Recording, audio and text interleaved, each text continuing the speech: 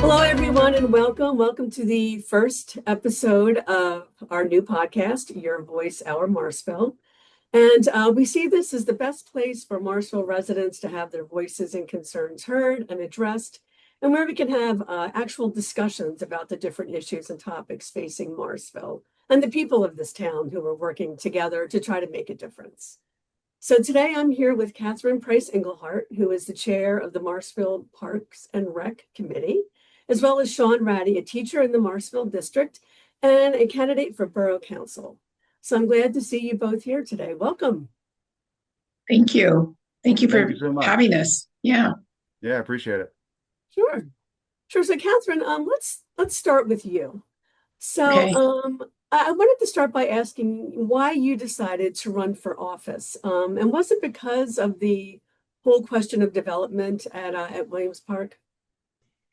Actually, no. My first, I had moved here just a couple of years prior, and I took an interest in the council meetings. I started looking at the budget, and I saw that we were really in debt, and I was very concerned about our finances. I had zoomed in on a couple of meetings and saw that we were having to borrow money from a bank to pay our bills, and we were struggling even making payroll. So that was my first concern, that we were not financially stable, and that's why I decided to run. But then I started seeing all the SWP signs and zoomed in on a couple of meetings and became very concerned. And so I reached out to find out more information on what this movement was about and how it was involving Williamson Park. Sure. And I'm a lifelong resident of Morrisville. When I was growing up, I know everyone calls it Williamson Park now. We used to call it the Island. Yes, there are a lot of people that still do. The Island, yes. But why was preserving that park so important to you? I grew up in Spokane, Washington, which was a bike ride away from any park in the city. And so I grew up being able to go to all the park programs and the pools and to run and play in a park. And I just thought that was an important ingredient in my childhood and the neighborhood. And so it became such a passion that I actually, in the summers, would work for the Parks and Recreation Department. And then I found out there's actually a degree you can get in recreation. And though my emphasis was on the therapeutic part, I still continued to pursue that degree. And later on went to work for 3 different Parks and Recreation departments. And part of it was bringing activities and keeping parks alive and doing special events. And there was just so much research and studies and grants that you could write. I was finding, because the evidence on how important it is for a child or anybody just to lay on lawn and grass, how it affected their emotions and their anxiety. And that became really important to me. And so when you were elected to council, one of the first things that you did was you got appointed as the chair of the Parks and Rec Committee. So what was Yes. your plan when that happened? I'm not too sure. I knew exactly what I was getting into, but Ted Parker assured me that I could handle this. Glad he had so much faith in me. But the first thing I wanted to do was to make sure we reached out to the community. I wanted a committee that was really led by the voice of Morrisville. And it was very obvious to me that the voice of the majority of residents is that Williamson Park was really important to them. And so were the open spaces. This was something that people wanted. They didn't want it to go away. And so I wanted to hear what they had to say. In the first meeting, we just started out kind of with a mission statement of what we wanted to do for Morrisville. And we felt that the parks was not only a way to involve everybody, but it also was a way to bring in revenue to the town. And that's been researched over and over how important park activities, community activities encourage people to move here with families. And so we took it from there and started making a plan of what we wanted to see in the parks. And that's where it started. And every meeting since is open to the community. Everybody has a right to say something. Everybody has a right to be involved and give their opinions. And I think that's really important in a town like this. So I know one of the first things you did was you sort of initiated a cleanup campaign, and to Yes, try to make the park a little bit more aesthetically inviting. yes. So I wasn't too sure how this would go over because it was going to be manpower, labor, but everybody jumped on it. And within, the first time we met, everybody came with scrub brushes and paint brushes and we went out there and scrubbed off the tables and the chairs and the benches and cleaned up what had been left uncared for quite a while. And then we got paint and started painting all the benches. And then we looked at the pool um, snack shack and we said, we got to do something about that. So we painted it white and the trim blue, and it was all volunteers. We just all came out. And it wasn't just a small group of people, it was a huge group of people of all ages that participated. So that was a real thrill for me to see. It's just not a handful of people that are committed to this park.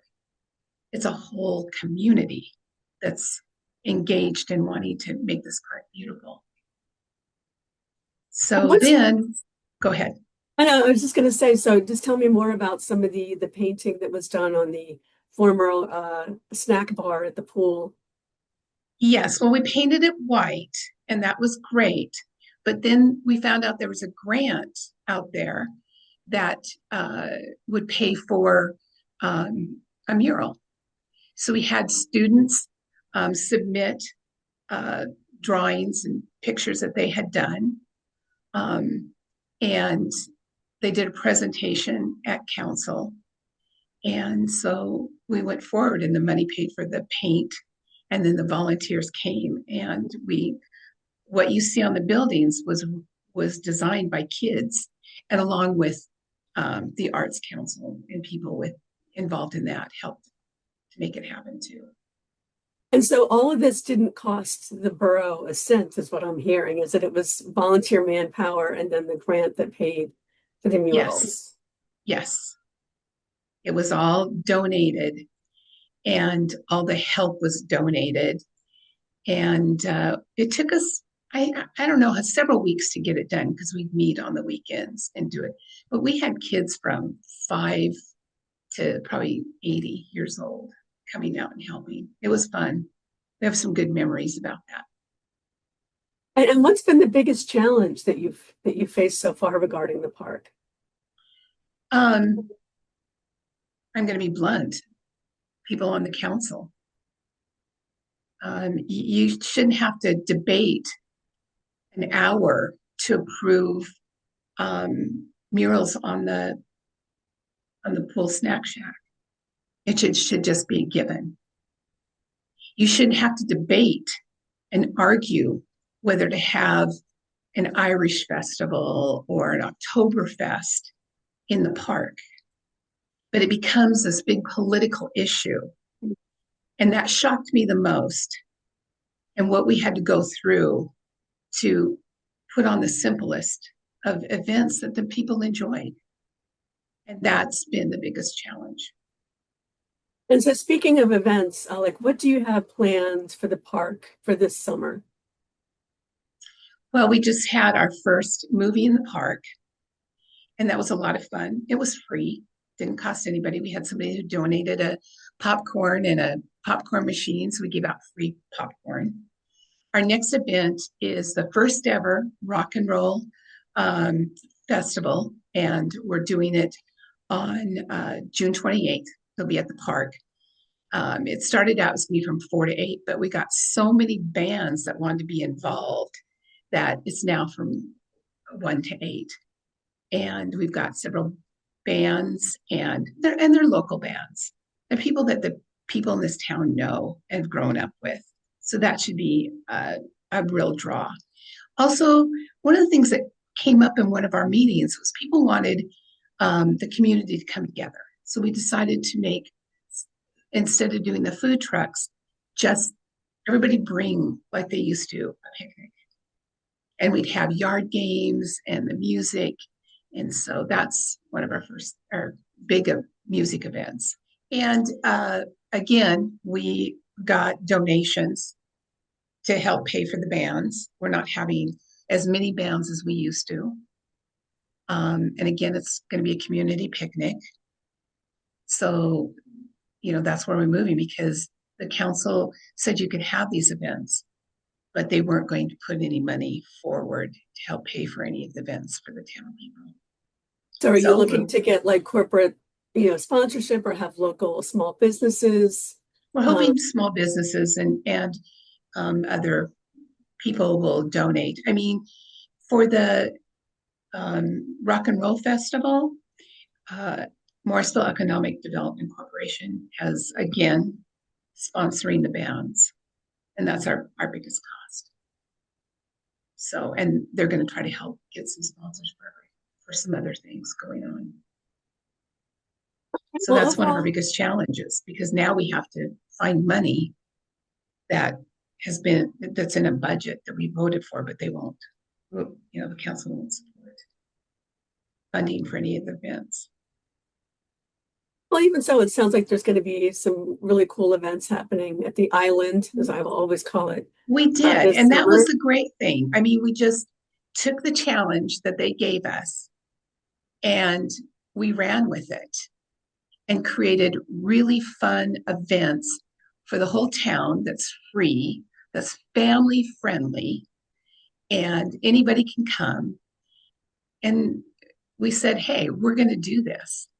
And I think we've done a really good job with a lot of help with people and volunteers. Well, and on that note, I'm going to move the discussion over to Shawn since you mentioned volunteers. And I know, Shawn, you also put an event on for kids at the park, and I know you're looking for volunteers for that. But can you tell us a little bit about what you're doing for families in the park? Of course. What we run is something called Mega Sports Camp. It's a week-long free summer camp for kids that we've been doing every year. It's put on by Compass Fellowship Baptist Church. We've been doing it for, I think this is our 13th year, if I remember correctly. Uh, this year it is occurring from, I always have to remember to think I get the dates and everything right. It is July 7th to the 11th from 6 p.m. to 8:30 p.m. And during the week, we are offering sports and activities for kids to learn to play, learn the fundamentals of those sports, and how to work together as a team. So, one of our goals for doing this each year is to spark that interest in sports and activities that kids are otherwise not getting the opportunity to, especially in a small community like ours. The other goal is also to inspire with encouraging words and positive messages.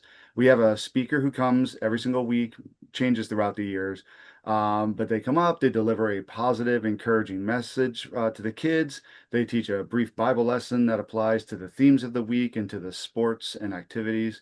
And then at the end of the week, we have a cookout for the kids, the families, and anybody else who even just stumbles along the way and just sees it. So that way they can get together, they can socialize, and play some games that are brought over by our friends over at the Solid Rock Youth Center. So it's our way of trying to get more kids out and involved with things in the summer where they might be, especially these days, spending a little more time indoors and out. And it's awesome. I mean, you said this is free. I know so many families are stretched thin right now that, they don't have a lot of income. So this is something that's free to kids.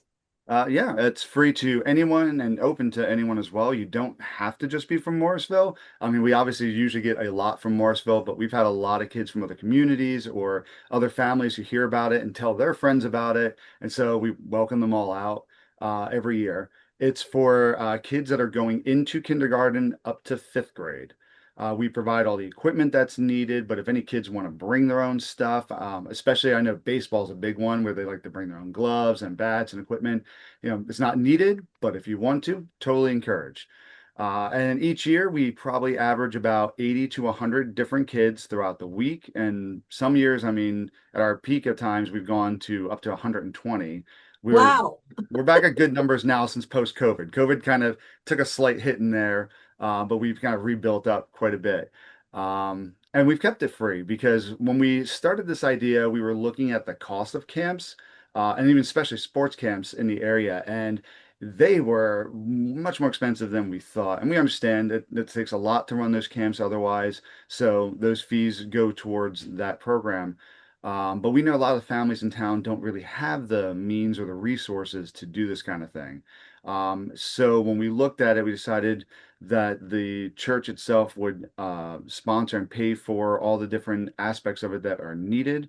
All the people involved are volunteers and of all ages. We even have some friends who come from out of state, I know New York especially, that they come down, drive a couple of hours just to come participate each day because they really believe in the message and what we're trying to do with it.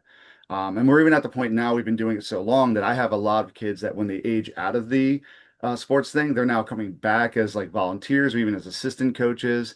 I think the one year we actually had one kid that, as they had aged up, they now were the head coach of their sport, just because they were that involved for such a long time. So speaking of sports, what sports do you offer for the kids? What different sports are I you always have sort to of? remember. I feel like I always miss one, so I do have to remember this. So we change them up over the years based on popularity, because I know we've had ones before we've eventually dropped. But as of this year, we have soccer, which is one of our biggest ones, baseball, basketball, dance, cheerleading, and then volleyball, which is something we started last year and was getting a good response. Everything is held down at Williamson Park, right by the stage.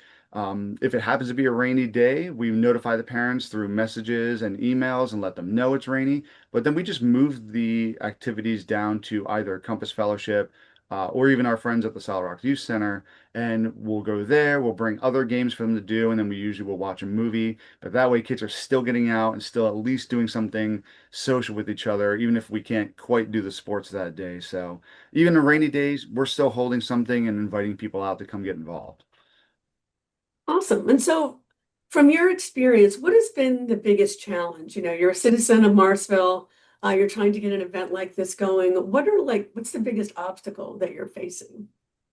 Uh, Honestly, I had to say that a few times it's been a real struggle from year to year. We've had years that, despite how long we've been doing this, I've watched councils debate on this, debate on charging us more for an event that by the time they get to it, we've already applied for it, we paid for it, we filed everything for it, and then debating on whether they should allow us to run it just for no particular reason. It's not like there's a conflict or anything, and we always schedule the same time every year. So like they know every year this group is always going to schedule this event. Um, I believe actually one year we did at least one year we've had a price increase. But there have been times where it's very simple. It gets signed off by the borough manager, which is really should be for an outside event, something that's simple. But a couple of times, including last year, it's been brought up for a vote, and we've been told before it needs to be brought up for a vote, and it gets debated for some reason. Um, we have to sometimes cross our year from, or cross, sorry, cross our fingers from year to year to make sure and hope that somebody this year doesn't decide to change their mind last minute, or which has never happened before, or alter the requirements or change the price on us after the fact for everything. And the fact is, these events are all run by volunteers. It's sponsored by a church, and many of the elements, like the food, the time, the equipment, they're all donated. So it's an event that really helps to benefit the kids and the families in town. Simple as that. And projects and events like this shouldn't have to worry about getting approved or being allowed when it brings more people to town and it brings more people together to do stuff in Morrisville. And it's adding something positive into the community. And if anything, it should be encouraged more to have this type of community involvement. But yeah, our challenge is that some years it's very simple, other years it's at the whim of who happens to be in charge at that time, and that shouldn't be a concern for an average citizen trying to do something for the community. And so you're now you're running for borough council, and so what would you like to see changed when it comes to events like this? That are not borough sponsored, but what was sort of your impetus for running for council? One of the main things I want to see is more community projects from independent groups that are encouraged and promoted. One of my biggest motivations has been seeing that a lot of people have been struggling to get projects off the ground, to get support, or just being allowed to be able to function for those. You shouldn't have to be a borough sponsored event. Don't get me wrong, those sponsored events, fantastic, and I'm glad when they do support events.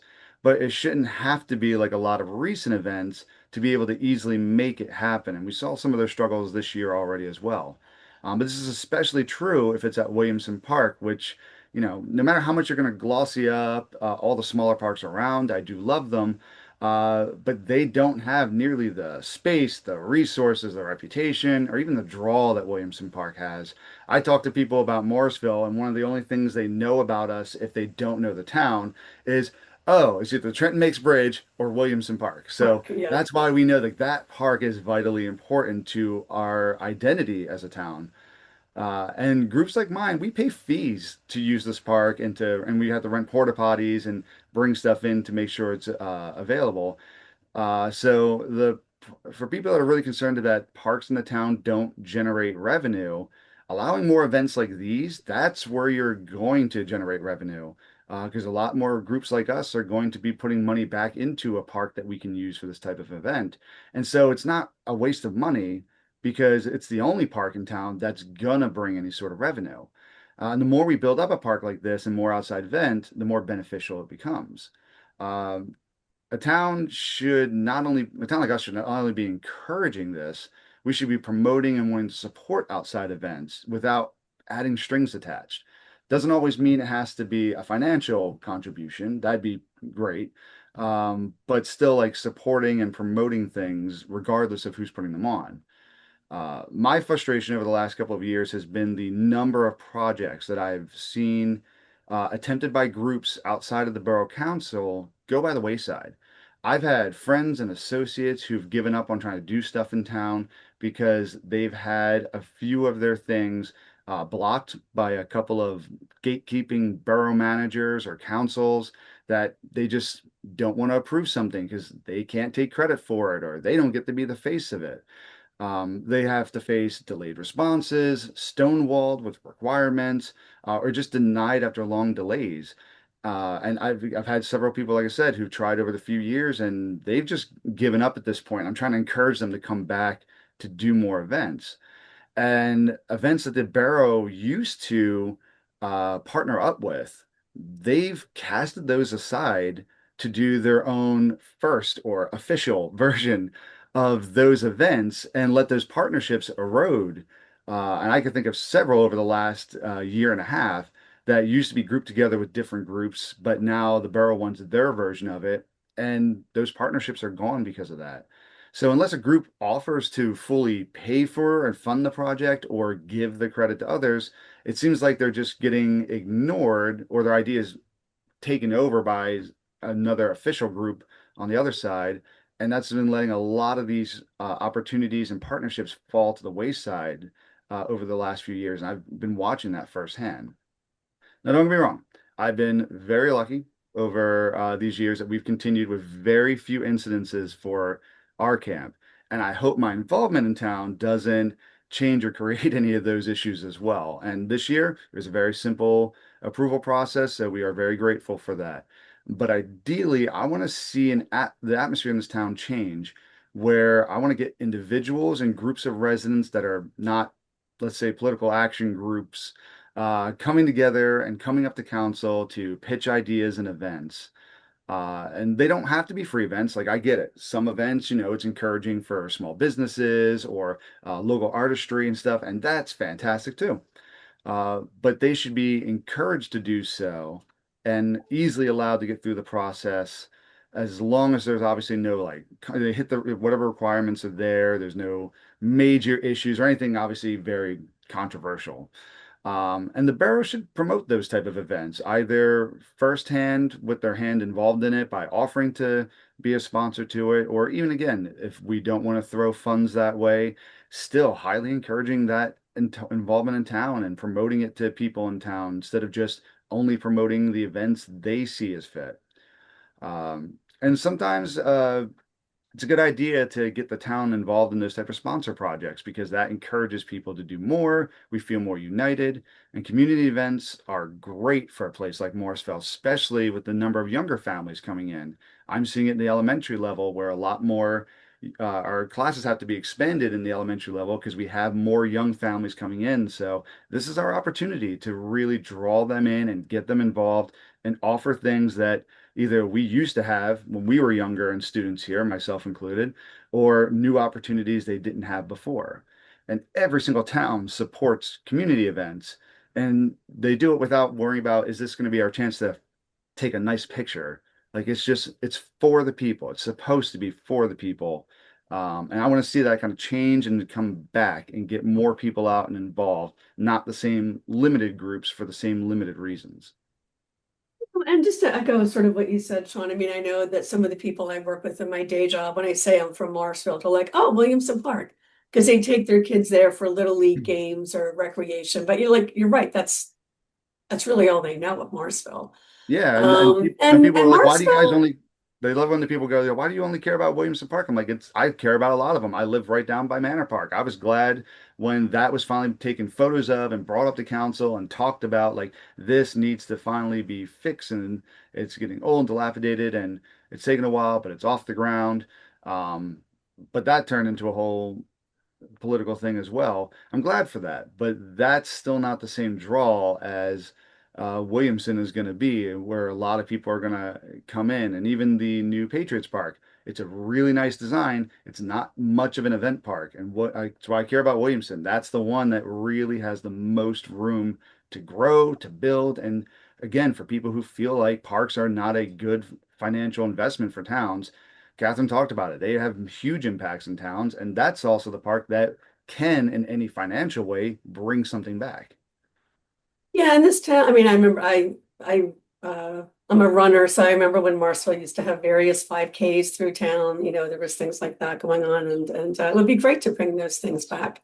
So we're running out of time a little bit, but Shawn, if somebody is interested in finding out more about the Mega Sports Camp, how they can get involved, either for their sending their kids or maybe volunteering, like where can they go to find out more information?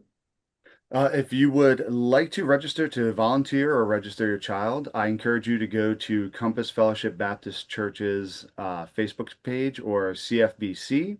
On there, you can find an advertisement with a QR code that you can just scan and go right in for the registration. It'll take you to the website. We've also had some handouts during the parade, and we have flyers around town if you want to see them, and you can scan them as well. But just a heads up for anybody who's thinking of being a potential volunteer. You do have to file a simple PA child abuse and state police background check for volunteers to be able to, in order to help out. So it's really quick, it's really easy to do, but it does take a few days. So preemptively, I always say if you're interested, sooner than later, because we need that on file for you to be able to help. But your kids can register that way as well. Awesome. Oh, So and sorry, and in person. If you for some reason forget and you show up, we do have in-person registration as well if you don't get to it ahead of time. okay.